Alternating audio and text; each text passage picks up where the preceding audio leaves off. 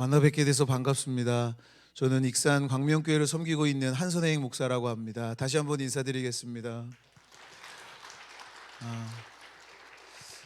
제가 거의 한 10년 만에 이 자리에 다시 이렇게 서는 것 같습니다. 마치 고향에 온 것처럼 마음이 푸근하기도 하고, 또 부족한 종을 또 이렇게 부르셔서 또 말씀을 전하게 하신 것도 감사하고, 또 이렇게 많이들 오셔서 또 이렇게 반가운 얼굴들 볼 수 있어서 너무너무 감사드립니다. 이 자리에 설 수 있는 것 또 하나님의 은혜이고, 또 이렇게 귀한 말씀의 기회를 주신 우리 육성수 담임 목사님과 또 우리 장로님을 비롯한 모든 우리 보람의 열린 교회 성도님들께 다시 한번 진심으로 감사를 드립니다. 제가 저희 주일 예배를 드리고 끝나자마자, 그래도 다행히 저희 교회가 10시 반 예배여서 10시 반 예배를 드리고 식사도 하지 않고, 왜냐하면 이제 기차 시간이 또 있어서 와서 부랴부랴 왔더니 또 이렇게 죄송스럽게도 원래 2시 예배인데 또 1시간 또 뒤로 미뤄서 또 제가 뭐라고 또 이렇게 함께 은혜를 나누게 돼서 감사를 드립니다. 사실은 지난번 농촌교회 방문하실 때 목사님께서 한번 말씀을 하시기도 했고, 또 우리 홍윤아 목사님 통해서 가을에 말씀을 좀 전해주시면 어떻겠냐라고 물어보셨을 때 사실 굉장히 부담이 되긴 했습니다. 또 우리 목사님 너무 좋은 말씀인데 제가 또 부족한 사람이 말씀을 전한다는 것도 또 부족한 거고, 또 10년 만에 다시 와서 이 자리에 서는 것도 부담이 됐지만, 또 그래도 하나님께서 여기까지 인도하신 그 은혜를 함께 나누고 싶어서 부족하지만 말씀의 제의를 수락했고, 또 여기에 이렇게 설 수 있었습니다. 저는 오늘 약하지만 괜찮습니다. 제가 사실은 우리 권임 목사님하고 이 말씀의 결이 비슷한 것 같아서 좀 고민을 하긴 했는데, 그래도 준비한 게 또 이 말씀이라서 또 여전히 약함 가운데에도 들어쓰시고 역사하시는 하나님의 은혜를 함께 나누려고 합니다. 목회데이터 연구소에서 매년 한국교회를 전망하고 그에 맞는 전략을 세우기 위해서 한국교회 트렌드라는 책을 출간합니다. 매년 이 10가지의 키워드로 한국교회를 전망하고 전략을 세웁니다. 제가 이번 한국교회 트렌드 2025를 읽으면서 이 10가지 키워드 중에 두 번째 키워드가 멘탈 케어 커뮤니티라는 거였습니다. 그러니까 교회 내에 정신 건강 관련 어려움을 가진 이들을 위한 사역 전략에 관한 내용입니다. 우리나라가 이제 급속한 경제 성장 속에서 무한 경쟁하며 살아가는 삶이 상상을 초월하는 부담을 만들죠. 또 일과 학업, 그리고 가족과 사회 관계에서의 성공과 성취, 또 자아 실현 등을 향한 추구는 사람들의 정신 건강을 해치는 지경에까지 이르게 됐습니다. 그리고 그것은 한국 교회에도 예외는 아닙니다. 그런데 문제는 우리 한국 교회 내에서 이 정신 건강에 어려움을 겪고 있는 사람들은 자신이 겪고 있는 어려움을 사람들 앞에서, 그리고 교회 내에서 그것을 알리는 것, 그리고 함께 문제를 해결하는 것이 아직은 어려운 문제입니다. 극도로 꺼려하고, 그리고 그것이 드러나는 것을 원치 않습니다.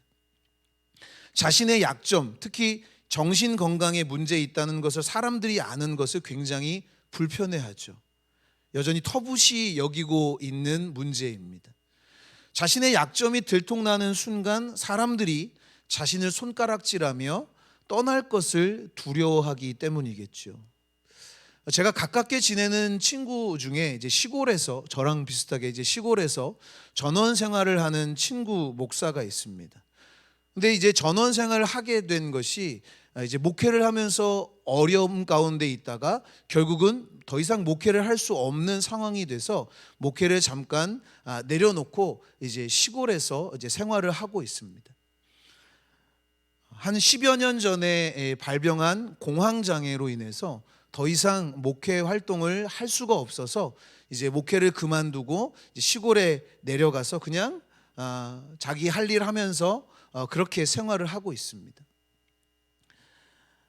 그러던 중에 이 공황장애로 힘들었던 시기에 하나님과 나눴던 대화 그리고 자신의 경험을 엮어서 책을 하나 출간했습니다.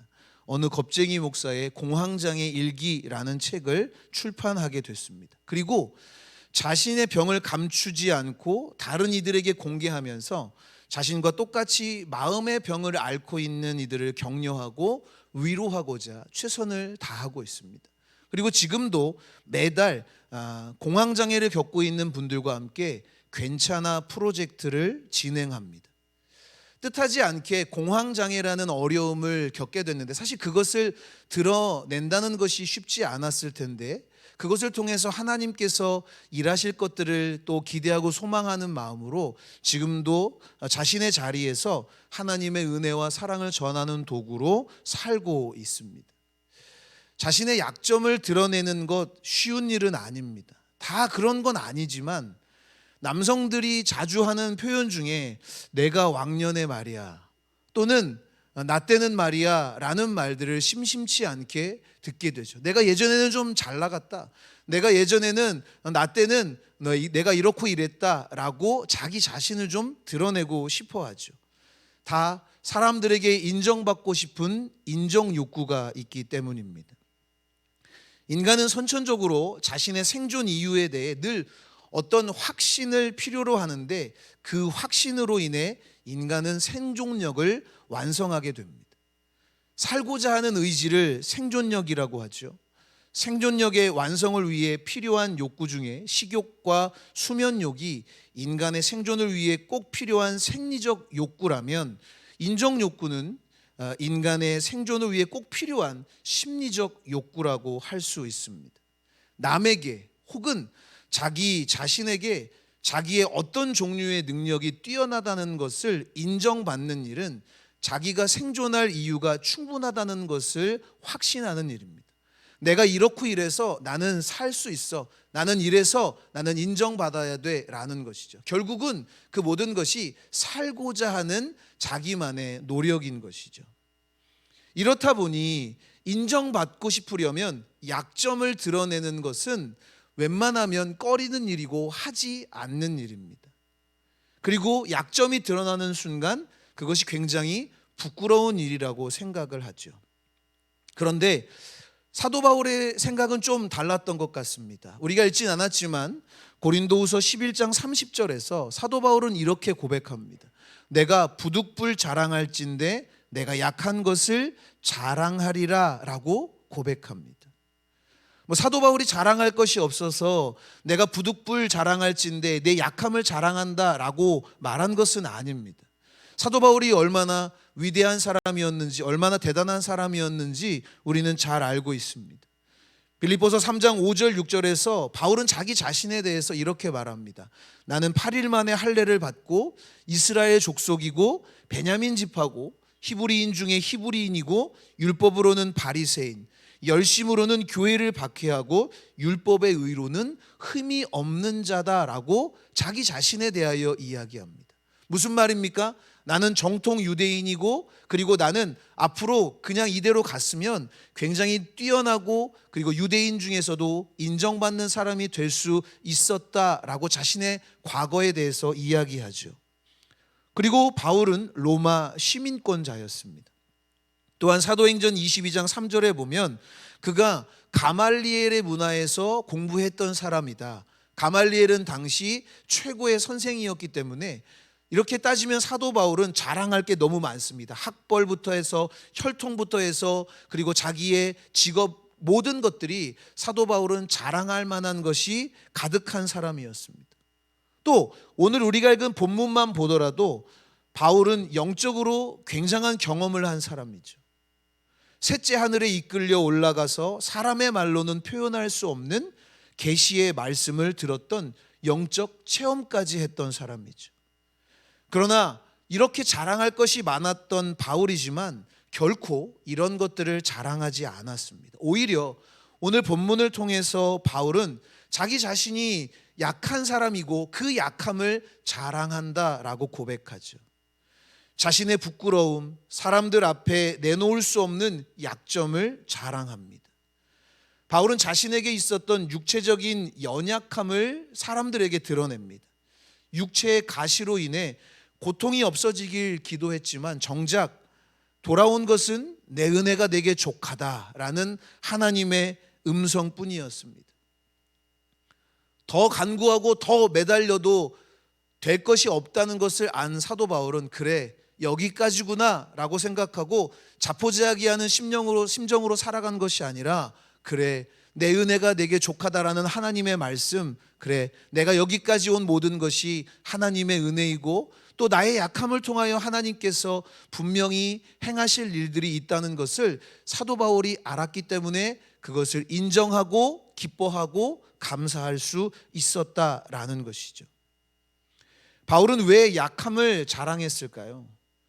우리는 약함을 통해 무엇을 경험하게 될 수 있을까요? 오늘 말씀을 함께 나누면서 우리의 약함을 통해서 하나님께서 우리에게 주신 은혜가 무엇인지 몇 가지로 함께 은혜를 나누려고 합니다. 먼저 나의 약함은 하나님 앞에 겸손해질 기회입니다. 인간에게는 스스로 높아지려는 마음이 있죠. 그것이 아담이 하나님께 범죄한 이유입니다. 아담이 선악을 알게 하는 나무의 열매를 먹게 된 것은 이 에덴 동산에 먹을 것이 부족해서가 아닙니다. 하나님은 아담에게 에덴 동산에 있는 모든 열매를 다 먹어도 된다라고 말씀하시고, 그런데 그 가운데에 동산 중앙에 있는 선악을 알게 하는 나무는 그 열매는 먹지 마라 라고 말씀하셨죠. 그런데 뱀의 유혹에 하나님이 먹지 말라고 명령한 선악과를 먹고 말았습니다. 아담이 왜 선악과를 먹었을까요? 창세기 3장 5절에 뱀이 여자를 유혹하며 이런 말을 합니다. 너희가 그것을 먹는 날에는 너희 눈이 밝아져서 하나님과 같이 되어 선악을 알 줄 하나님이 아심이니라 라고 말하죠. 야, 하나님이 왜 이거 못 먹게 했냐면 너가 하나님과 같이 될까 봐 하나님이 이거 못 먹게 한 거야. 먹어도 돼. 먹어도 죽지 않아.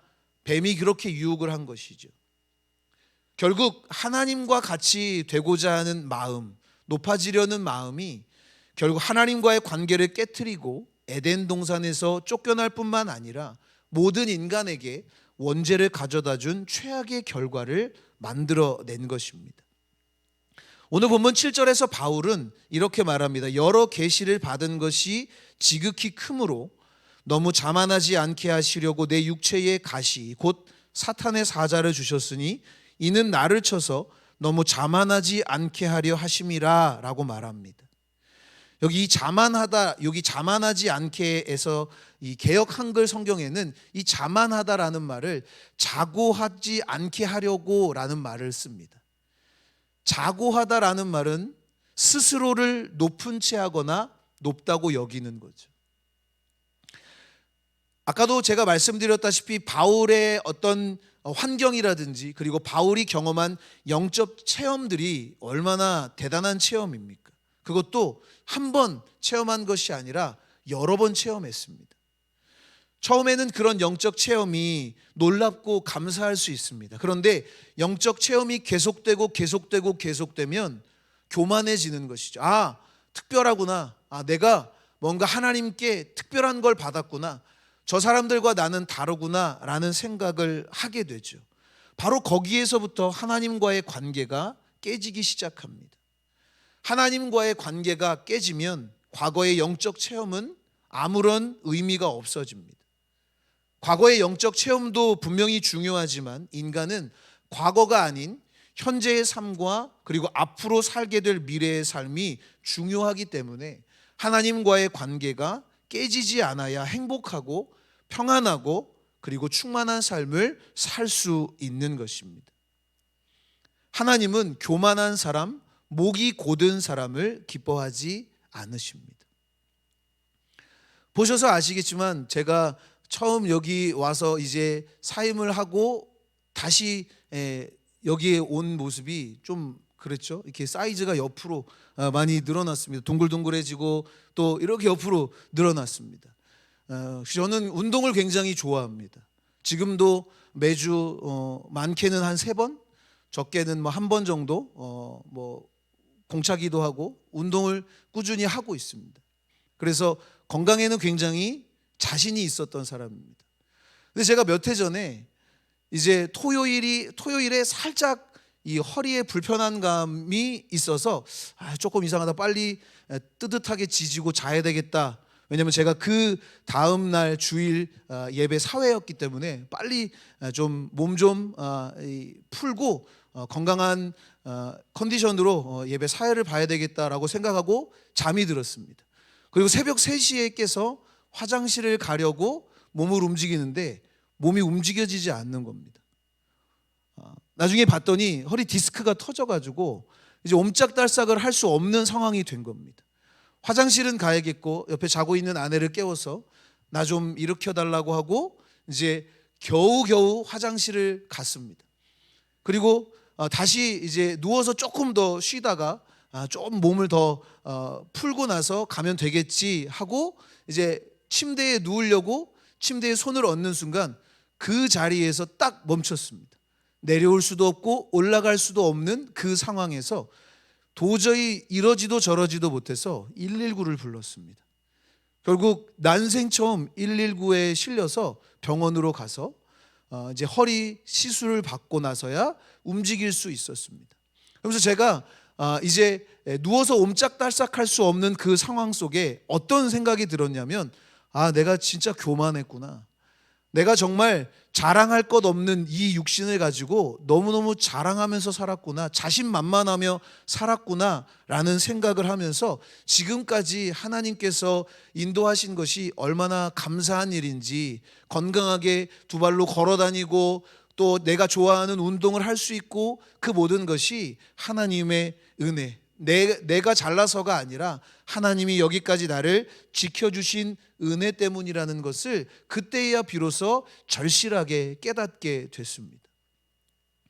인간은 하나님의 은혜 안에서 살 때에만 참된 가치와 의미가 있습니다. 스스로의 힘으로는 절대로 살 수 없는 존재인 것이죠. 자신의 약함을 깨닫게 되면 하나님 앞에 겸손히 설 수 있습니다.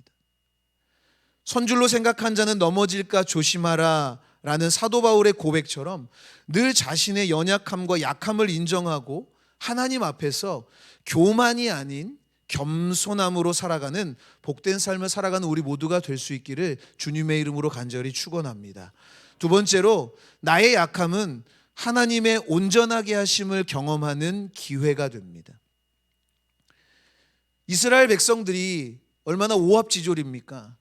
출애굽할 때 그들은 종살이 하다가 겨우 빠져나온, 군사훈련을 받거나 그 어떤 노력도 하지 않았던 그런 오합지졸의 사람들이었습니다. 그런데 그런 사람들이 아말렉과의 전쟁에서 어떻게 승리할 수 있었을까요?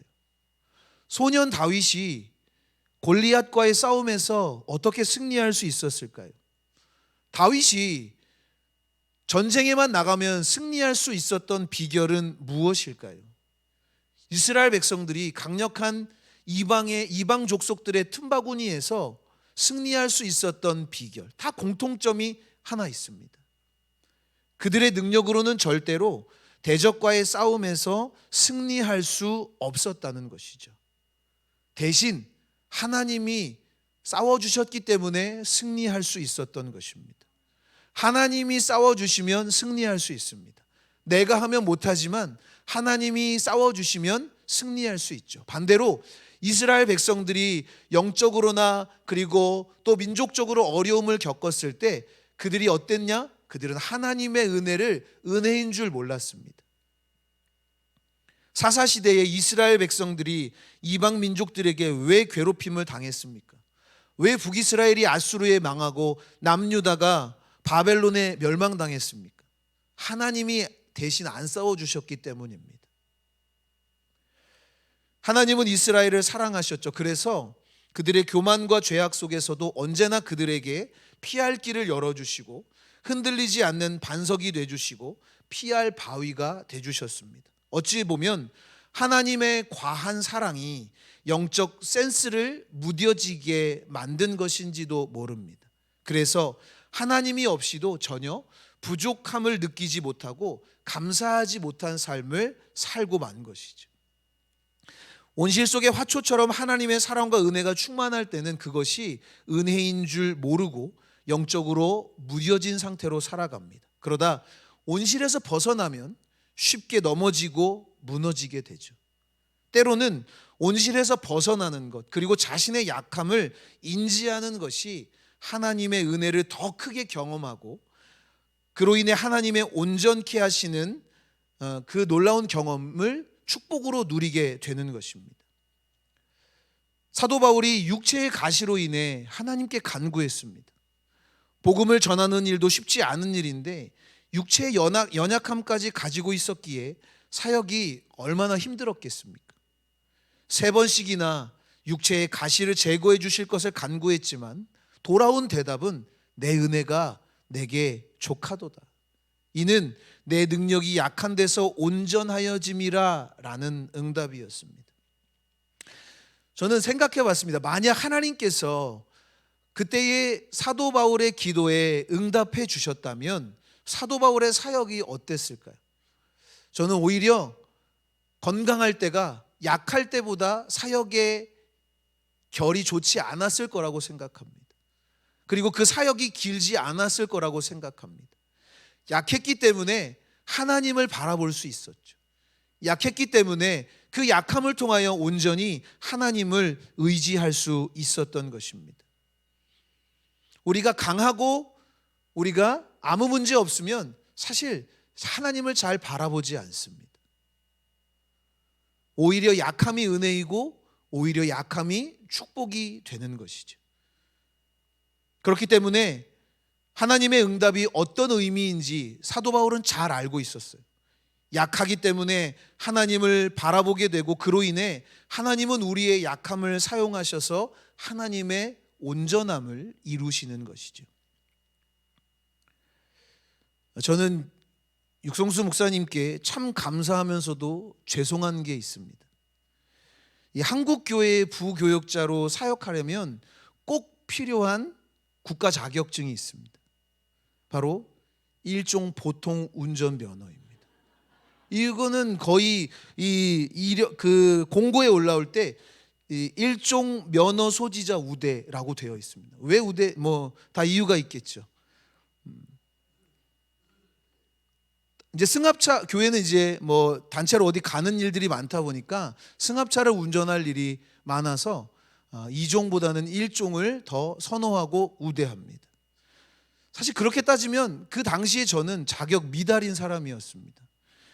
제가 보람의 열린교회 부목사로 왔을 때 저는 1종 보통 운전면허가 아니라 2종 보통 운전면허를 가지고 있었기 때문입니다. 상황이 이렇다 보니까 교회 승합차를 운전해야 할 일이 있으면 부목사가 아니라 담임 목사님이 운전을 하시고 저는 민망하지만 어쩔 수 없이 조수석에 앉아가지고 이러지도 저러지도 못하고 목사님이 운전하시는 차를 탈 때가 있었습니다. 목사님께서 이해해 주셔서 이제 부목사로 이 보람의 열린 교회에서 사역할 수 있었지만 대부분의 교회에서 일종 보통 운전 면허 소지자를 우대합니다. 그런데 일종 보통 운전 면허가 교회 사역의 이 기본이 되면 안 되지만 어쨌든 교회 사역의 기본 중에 기본인데 왜 저는 2종 보통 운전 면허를 소지하고 있었을까요? 그 이유를 말씀드리려면 롱타임 어고 뭐 예전에를 시전해야 하는데 사실은 좋은 기억은 아닙니다. 그러니까 오래전, 그러니까 제가 기억하지도 못할 어린 시절에 누나 등에 업혀서 동네를 산책할 만큼 어렸을 때 저에게 아주 끔찍한 일이 일어났습니다.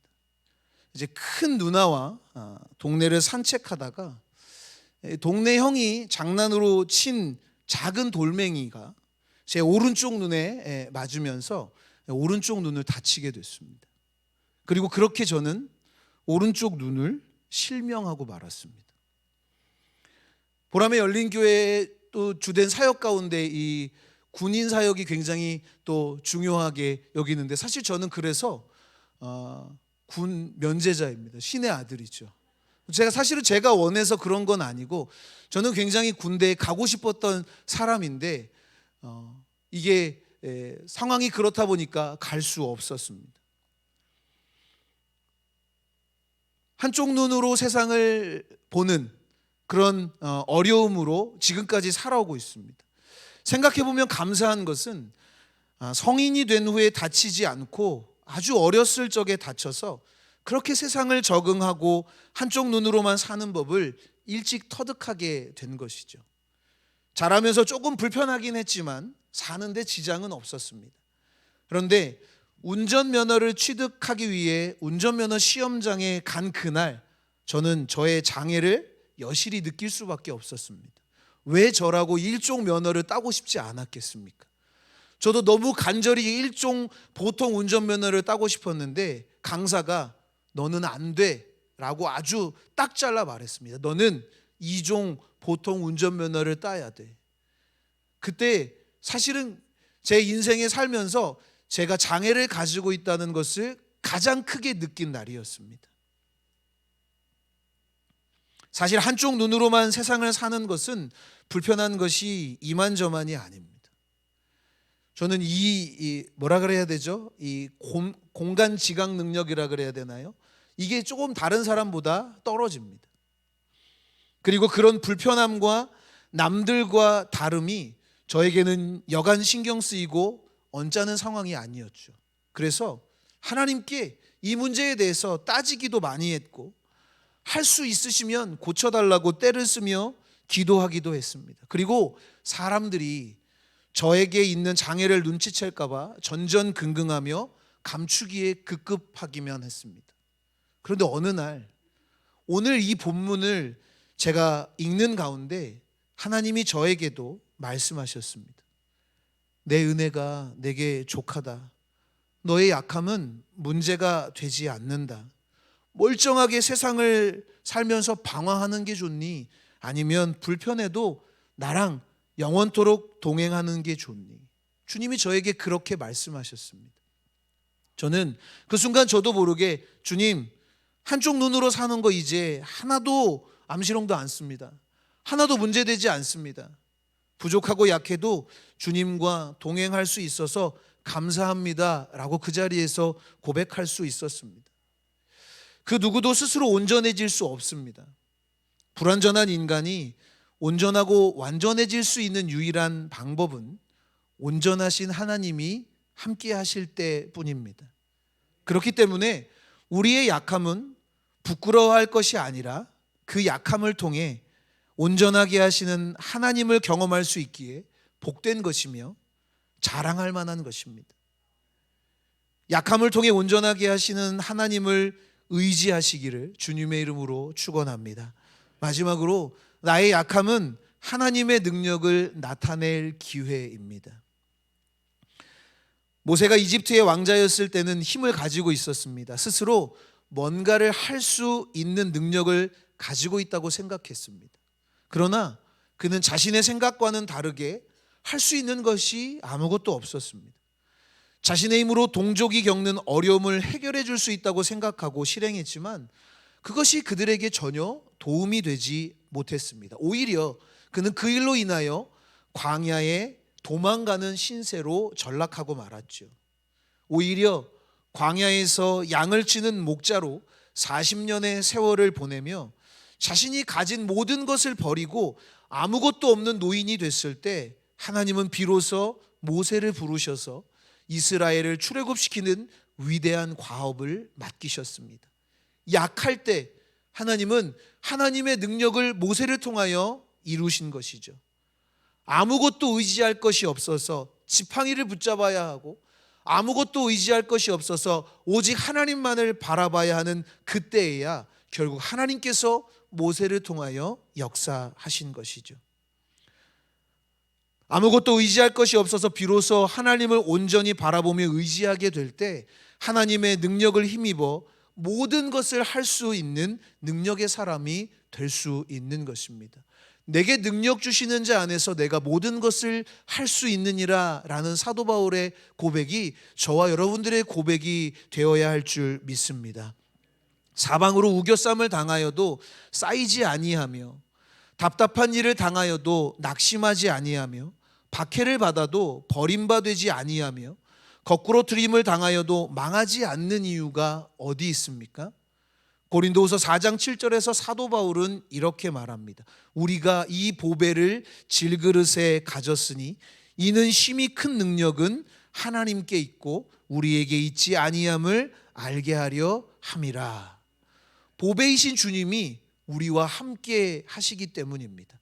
내가 잘나서, 내가 능력이 많아서, 내가 강해서가 아니라 나는 질그릇같이 깨지기 쉽지만 그러나 그 질그릇 안에 보배이신 주님이 함께 하시기 때문에 나는 강할 수 있고 나는 능력의 사람으로 하나님께 쓰임받을 수 있는 것입니다. 우리는 깨지기 쉬운 질그릇이며 연약하고 약한 인생이지만 우리 안에 계신 주님 덕분에 어떠한 상황 가운데에도 능력의 삶을 살 수 있는 것입니다. 오늘 본문 9절 10절에서 사도 바울은 나의 여러 약한 것들에 대하여 자랑하리니 이는 그리스도의 능력이 내게 머물게 하려 함이라. 그러므로 내가 그리스도를 위하여 약한 것들과 능욕과 궁핍과 박해와 곤고를 기뻐하노니 이는 내가 약한 그때에 강함이라. 나의 약함은 하나님의 능력이 나타나기에 가장 적합한 순간입니다. 이사야 선지자는 하나님께서 약한 손을 강하게 하시고 피곤한 자에게 능력을 주시며 무능한 자에게 힘을 더하신다라고 했습니다. 약함을 인정하고 하나님을 의지하면 하나님의 능력을 경험하게 되는 것입니다. 제가 지금 저희 교회인 익산의 광명교회로 임지를 옮길 때 저는 굉장히 심신이 약해지다 못해 기진맥진한 상태였습니다. 10년의 부교육자 생활을 하면서 몸과 마음이 지칠 대로 지쳐서 번아웃 상태였고 또 가정에는 크고 작은 일들로 마음 둘 곳이 없었습니다. 사역은 내 맘대로 안 됐고 문제없이 잘 지냈던 가족들에게 여러 가지 어려운 일들이 계속됐습니다. 그 중간에서 제가 사실은 가교 역할도 하고 중간에서 문제를 해결하기 위해 동분서주하면서 노력하고 아무리 애쓰고 수고해도 문제는 해결될 기미가 보이지 않았습니다. 기도는 공허한 외침으로 끝나기 일쑤였고 점점 마음이 피폐해져 갔습니다. 그렇다고 제가 그 당시에 사역지를 옮겨야 되겠다라고 생각한 것은 아니었습니다. 그냥 이렇게 어찌어찌 지내다 보면 뭐가 되겠지, 그냥 그렇게 하루하루를 소망도 없이 기쁨도 없이 감사함도 없이 그 귀한 하나님의 사역을 그냥 그렇게 시간 때우기 식으로 보냈던 시간이었습니다. 그런데 하나님께서 뜻하지 않게 길을 인도하셨습니다. 저도 어떻게 길을 인도하셨는지 모릅니다. 제가 어떻게 거기까지 갔는지 지금 생각해 봐도 제 힘과 제 능력과 또 제 인맥으로 된 일은 아닙니다. 저는 제가 익산이라는 곳에서 담임 목회를 할 거라고는 한 번도 생각해 본 적이 없습니다. 제 고향은 강화이고요. 저는 충청도에서 오래 있었습니다. 그리고 대부분의 사역을 서울에서 하다 보니까 사실 제 바운더리는 그 정도가 다였죠. 전라도는 한 번도 생각해 본 적이 없습니다. 휴가 갈 때 잠깐 지나쳐 갔던 곳 딱 그 정도였지 제가 그곳에서 사역을 하게 될 거라는 그런 생각은 한 번도 한 적이 없었습니다. 또 어떤 누군가는 말합니다. 야, 나 같으면 아무리 담임 자리라고 해도 전라도 익산까지는 안 내려간다. 그렇지만 그때 하나님은 제가 얼마나 약하고 부족한 사람인지를 아시고 저를 그곳으로 인도하셨습니다. 그리고 광명교회에서 사역하도록 하나님께서 은혜를 베풀어 주셨습니다. 그리고 제가 익산으로 내려온 그날부터 하나님께서 놀라운 계획과 섭리하심을 계속해서 지금까지 이어오고 있습니다. 마음에 품고 기도한 모든 것들을 하나님께서 허락해 주셨습니다. 교회가 워낙 오래되다 보니까 또 교회 건물이 40년 이상 되다 보니까 노후한 곳이 한둘이 아니었습니다. 가봤더니 교회 종탑이 언제 무너져도 이상하지 않은 그런 옛날 교회 종탑이었어요. 그걸 바라보면서 하나님 저거 어쩌죠? 근데 교회 재정은 넉넉지 않고 하나님 저거 하긴 해야 될 텐데 하나님 어떻게 해야 할까요? 기도했더니 하나님께서 그날 갑자기 누군가를 통해서 헌금이 들어왔고, 그리고 그 공사가 저희 교회 재정은 하나도 들지 않고 하나님께서 교회 종탑을 아름답게 그리고 멋지게 세워주셨습니다. 교회 차량이 노후돼서 더 이상 운행을 할 수 없게 됐을 때 제가 교회 차량을 바꿔야 됩니다 라고 말하는 순간 교인들이 헌금을 하기 시작해서 그 즉시로 교회 차량을 저희가 해결할 수 있었습니다. 작년에 또 익산 지역, 전라도 지역에 기록적인 폭우가 와서 교회가 물바다가 되고 보수가 필요하게 되자 하나님은 기가 막힌 방법으로 사람을 보내주셨어요. 물질은 안 보내주셨고 사람을 보내주셨어요. 그런데 그 사람이 엄청난 분이셨어요. 교회 건축에 처음부터 마지막까지 다 할 수 있는 분. 사실은 그런 분이 쉽지 않은데 어떻게 연결을 해서, 이분이 여의도 순복음교회 안수 집사님이신데 어떻게 연결이 돼서 저희 교회가 여러 가지로 힘들다는 것을 아시고 처음에는 이 교회 이 누수된 곳만 잡아주려고 오셨다가 3월 달에 시작한 공사가 10월 달에 끝났습니다. 그 공사가 대략 1억에서 7천 공사인데 저희가 다 계산을 해보진 않았는데 많으면 3천 아니면 2천 그 안에서 저희가 그 모든 공사를 다 마쳤습니다. 이분이 인건비를 하나도 받지 않으셨고, 그리고 그 모든 공사의 재료를 저희가 직접 뛰어다니면서 하나하나 마련하다 보니까 재료비도 아낄 수 있었고, 그리고 성도들이 쉬는 날이면 교회 와서 함께 공사하는데 힘을 보탰고, 아까 제 얼굴 탔다고 그랬는데 제가 그 8월, 그러니까 저희가 3월부터 10월 시작한 공사 중에 8월부터 10월까지 약 2달을 정말 공사에만 매진 제일 더울 때 죽을 뻔했습니다. 네. 그래서 죽지 않고 살았더니 여기에 또 이렇게 하나님께서 세워주시네요. 네. 근데 지나고 보면 정말 하나님께서 부족한 저도 부족했지만 저희 교회도 사실은 부족하고 연약합니다. 그런데 하나님께서 필요와 쓸 것을 아시고 내가 너 거기 보냈으니까 내가 너 책임져 줄게. 저는 그런 마음을 받았습니다. 하나님께서 책임져 주시는 그 은혜를 누릴 수 있었던 것이죠. 제가 약해서 아무것도 할 수 없어서 하나님을 바라보고 기도할 때마다 하나님은 놀라운 은혜, 놀라운 능력으로 함께해 주셨습니다. 제가 요즘 간절히 바라며 기도하는 제목이 하나 생겼습니다. 저희 교회가 부사관학교 바로 옆에 있습니다. 그래서 사람들은 저희 교회가 군인 교회인 줄 아는데 저희 교회와 군인은 아무런 연관이 없습니다. 좀 오면 좋은데 바로 옆인데도 아무도 안 옵니다. 왜냐하면 그 부사관학교 안에 영내 교회가 크게 있고 또 부사관 학교장이 외부에 있는 교회는 나가지 말라라고 아주 그렇게 딱 잘라 말해서 저희 교회로는 나오시는 분이 없어요. 근데 주변에 아이들이 많아요. 근데 저희 교회를 공사하다 보니까 3층에 다락방 같은 공간이 넓게 있는 곳을 이제 보고 여기를 아이들을 위한 공간을 마련하면 좋겠다라는 생각이 들었습니다. 제 마음은 아이들이 놀아도 교회에서 놀고 사고를 쳐도 교회에서 사고 치면 그래도 좀 낫지 않을까라는 생각을 가지고 있어서 사실은 그 공간을 아이들이 게임을 하거나 또 아이들이 놀 수 있는 공간을 만들어주고 싶은 것이 사실 지금 제 기도 제목입니다. 그래서 주변의 아이들이 교회에 와서 놀고 교회에서 하나님의 사랑을 경험하고 교회에서 누렸던 그 기쁨과 감사가 나중에 커서도 기억돼서 어차피 돌아갈 것은 교회라는 그런 소망을 가지고 살기를 바라고 있습니다. 아직 기도하며 준비하는 단계인데 그 모든 일들이 하나님의 인도하심과 도우심 가운데 잘 진행될 수 있도록 기도해 주시면 감사드리겠습니다.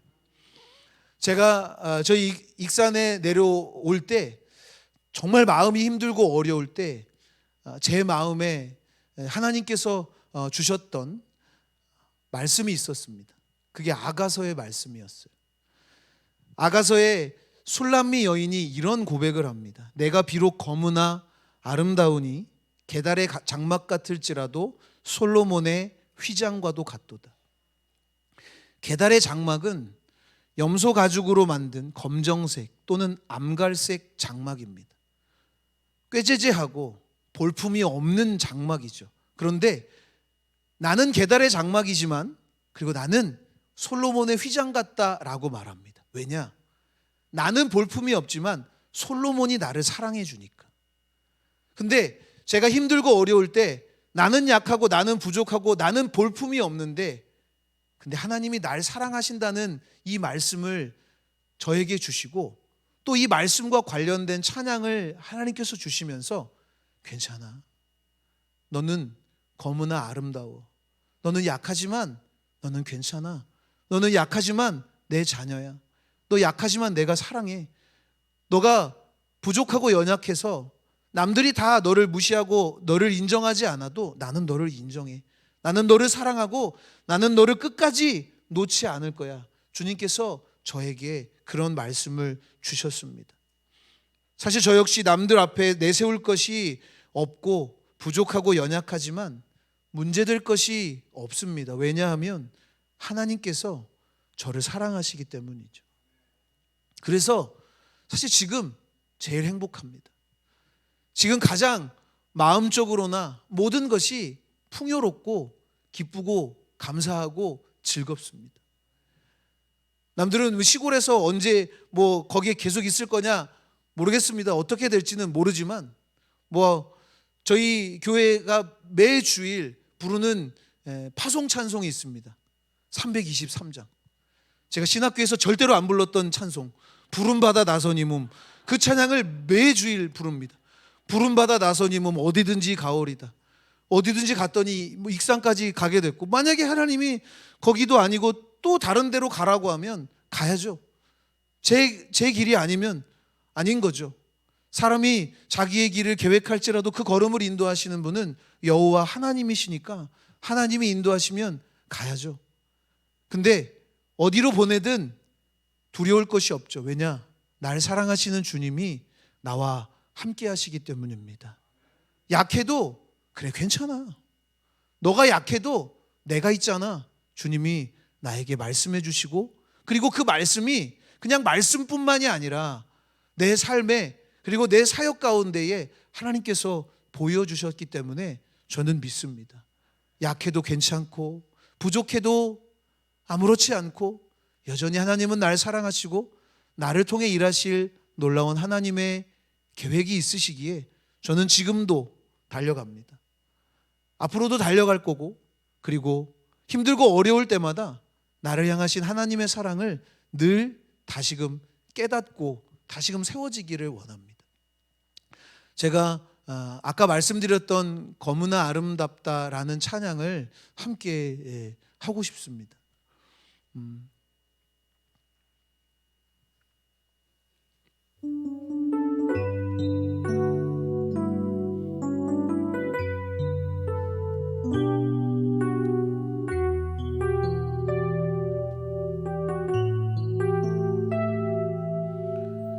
너의 모습 그대로, 너의 모습 그대로 사랑해, 사랑해, 사랑해.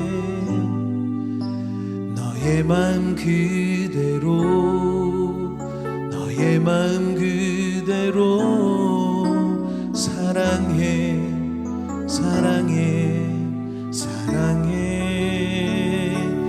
너는 검다 하지만 아름답단다. 나는 멀리 왔다 하지만 널 따라 나도 왔단다. 너는 나의 전부란다. 널 위해 날 주었단다. 그런 너는 나의 눈에 검은 아름답다. 너의 모습 그대로 너의 모습 그대로 사랑해 사랑해 사랑해 너의 맘 그대로 너의 맘 그대로 사랑해 사랑해 사랑해 너는 검다 하지만 나에겐 아름답단다 너는 멀리 왔다 하지만 널 따라 나도 왔단다 너는 나의 전부란다 널 위해 날 주었단다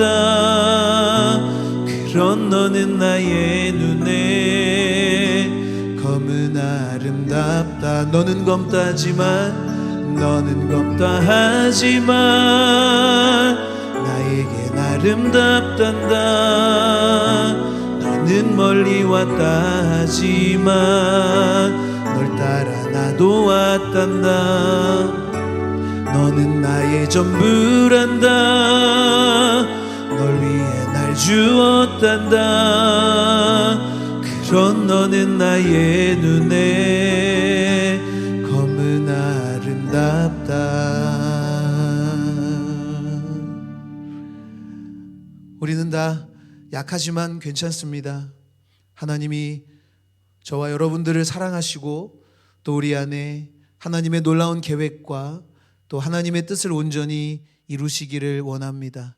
우리가 우리의 약함을 통하여 하나님 앞에서 더욱 겸손하게 세워져 가기를 원하고 우리의 약함이 하나님의 온전하심을 드러내며 하나님의 능력을 나타낼 수 있게 되기를 주님의 이름으로 축복합니다. 우리의 약함을 통해 역사하시는 하나님으로 인해 날마다 승리하시는 우리 모두가 될 수 있기를 주님의 이름으로 간절히 축원합니다. 기도하겠습니다. 사랑이 많으신 하나님 아버지 감사합니다. 부족한 종을 이곳에 세우셔서 함께 하나님의 은혜를 나누게 하여 주신 것 감사합니다. 여전히 우리를 향하신 그 하나님의 사랑으로 약해도 괜찮고 부족해도 괜찮다고 말씀하시는 그 주님, 내가 너를 사랑한다고 그러니 나와 함께 가자고 말씀하시는 그 주님의 음성을 우리가 늘 귀 기울여서 언제나 주님과 함께 동행하며 주님의 뜻 안에서 주님의 영광을 드러내며 살아가는 우리 모두가 되게 하여 주시옵소서. 감사드리며 예수님의 이름으로 기도하옵나이다. 아멘.